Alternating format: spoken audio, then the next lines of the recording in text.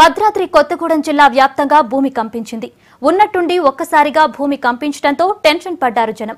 సింగరేణి ప్రాంతంలో ఎక్కువగా భూగర్భ గనులు ఉండటంతో ప్రజలు తీవ్ర భయాందోళనకు గురయ్యారు.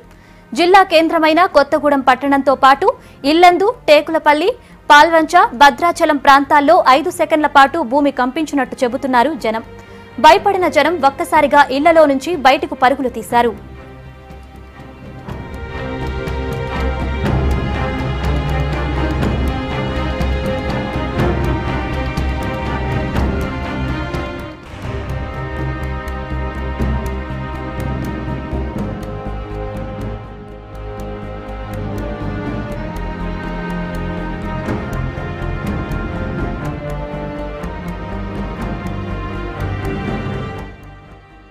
మెల్లగానే బెడ్ ఎక్కినప్పుడు అది జరజరా పెద్ద శబ్దం వస్తుంది.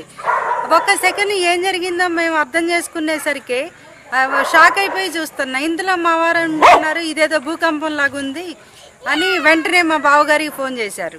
మీకేమన్నా తెలిసిందా, మా ఇంట్లో ఏదో పెద్ద సౌండ్ వస్తుంది, బెడ్ అంతా కదిలిపోయింది అనేసరికి మా బావగారు అన్నారు ఆల్రెడీ మేము అందరం బయటకు వచ్చేసాం, మేము అందరం బయటే ఉన్నాం, మీరు కూడా బయటకు వచ్చేయండి అన్నారు. బయటకు వచ్చేసాం. అది మాకు 2-3 సెకండ్స్ అన్నా తెలిసి ఉంటుందండి.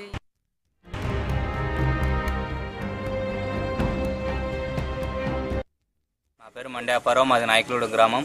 9:08 ఆ ప్రాంతంలో మేము టీవీ చూస్తుండగా ఒకసారి భూ ప్రకంపనాలు వచ్చేసి మన వైబ్రేషన్ టైప్లో ఎక్కడికక్కడ మొత్తం ప్రతిధ్వని వాళ్ళు రావటం వల్ల ఆ సెల్ఫ్లో ఉన్న ఫోటోలు కింద పడ్డాయి.